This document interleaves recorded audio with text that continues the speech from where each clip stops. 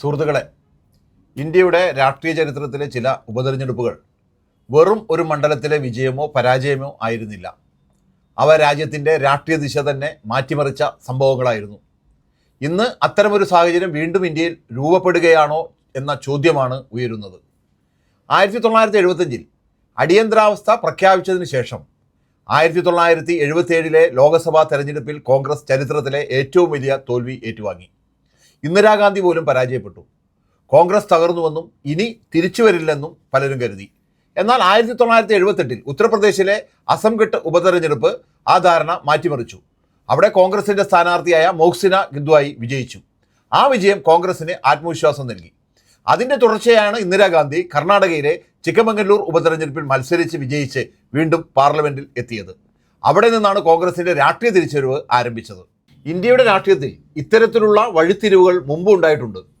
1958 അലഹബാദ് തെരഞ്ഞെടുപ്പിൽ VP സിംഗിൻ്റെ വിജയം രാജീവ് ഗാന്ധി സർക്കാരിൻ്റെ പതനത്തിനും പിന്നീട് നാഷണൽ ഫ്രണ്ട് സർക്കാരിൻ്റെ രൂപീകരണത്തിനും വഴിയൊരുക്കി. ആ സാഹചര്യത്തിലാണ് പിന്നീട് LK അദ്വാനിയുടെ രഥയാത്രയും BJPയുടെ ഉയർച്ചയും നടന്നത്. അതുകൊണ്ടാണ് ഇന്ന് ബീഹാറിലെ ബാങ്കിപ്പൂരിലും മധ്യപ്രദേശിലെ ദതിയയിലും നടന്ന ഉപതെരഞ്ഞെടുപ്പുകളെ ഗൗരവമായി കാണേണ്ടത്. ബാങ്കിപ്പൂരിൽ വെറും 8 മാസത്തിനുള്ളിൽ BJPക്ക് 50,000-ലധികം വോട്ടുകൾ നഷ്ടമായി. ഇതൊരു സ്ഥാനാർത്ഥിയുടെ മാത്രം പ്രശ്നമല്ല, ജനങ്ങളുടെ മനോഭാവത്തിൽ വലിയ മാറ്റമുണ്ടാകുന്നതിൻ്റെ സൂചനയാണ്. എന്തുകൊണ്ടാണ് ഈ മാറ്റമുണ്ടായത്? കഴിഞ്ഞ കുറച്ച് മാസങ്ങളായി രാജ്യത്ത് നടന്ന സംഭവങ്ങൾ ജനങ്ങളെ ആഴത്തിൽ സ്വാധീനിച്ചിട്ടുണ്ട്. പാകിസ്ഥാനുമായുള്ള സംഘർഷവുമായി ബന്ധപ്പെട്ട വിവാദങ്ങൾ, അന്താരാഷ്ട്ര തലത്തിൽ ഇന്ത്യയുടെ പ്രതിച്ഛായയെക്കുറിച്ചുള്ള ചർച്ചകൾ, ഇറാൻ യുദ്ധത്തിൻ്റെ സാമ്പത്തിക പ്രത്യാഘാതങ്ങൾ, സാധാരണക്കാരുടെ ജീവിത ചെലവിലെ വർധന, രാമക്ഷേത്രവുമായി ബന്ധപ്പെട്ട മോഷണ വിവാദം, ചോദ്യപേപ്പർ ചോർച്ചയെ തുടർന്നുണ്ടായ വിദ്യാർത്ഥി പ്രതിഷേധങ്ങൾ, ഇവയെല്ലാം ചേർന്നാണ് ജനങ്ങളുടെ ചിന്തയിൽ മാറ്റമുണ്ടാക്കിയത്. ചോദ്യപേപ്പർ ചോർച്ചയിൽ നിരാശരായ വിദ്യാർത്ഥികൾ ആത്മഹത്യ ചെയ്തപ്പോഴും സമരം ചെയ്ത വിദ്യാർത്ഥികൾക്കെതിരെ ശക്തമായ പോലീസ് നടപടി ഉണ്ടായപ്പോഴും കേന്ദ്ര സർക്കാർ വേണ്ടത്ര ഉത്തരവാദിത്വത്തോടെ പ്രതികരിച്ചില്ലെന്ന വിമർശനം ഉയർന്നു. രാജ്യത്തിൻ്റെ വിവിധ ഭാഗങ്ങളിൽ നിന്നുള്ള വിദ്യാർത്ഥികൾ ഒരേ ആവേശവുമായി തെരുവിലിറങ്ങി.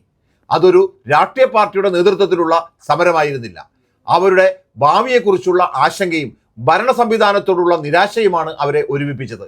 കർഷകന് കൃഷിയിലെ പ്രശ്നങ്ങൾ അറിയാം, വിദ്യാർത്ഥിക്ക് വിദ്യാഭ്യാസ മേഖലയിലെ തകരാറുകൾ അറിയാം, തൊഴിലില്ലാത്ത യുവാവിന് സ്വന്തം ജീവിതത്തിലെ പ്രതിസന്ധി അറിയാം.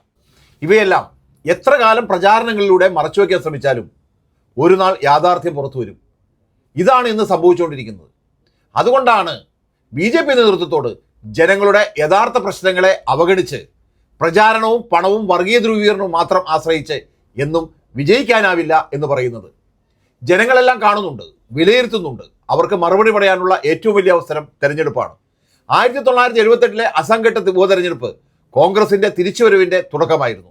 ഇന്ന് 2026 ബാങ്കിപ്പൂരും ദതിയയിലും ഇന്ത്യൻ രാഷ്ട്രീയത്തിൽ മറ്റൊരു വലിയ മാറ്റത്തിൻ്റെ തുടക്കമാകുമോ എന്ന ചോദ്യമാണ് ഉയരുന്നത്. ചരിത്രം നമ്മെ പഠിപ്പിക്കുന്നത് ഒരു കാര്യം മാത്രമാണ്: ജനവിധിയെ ഒരിക്കലും നിസ്സാരമായി കാണാൻ പാടില്ല. ചെറുതായി തോന്നുന്ന സംഭവങ്ങൾ പോലും വലിയ രാഷ്ട്രീയ മാറ്റങ്ങളുടെ തുടക്കമാകാം.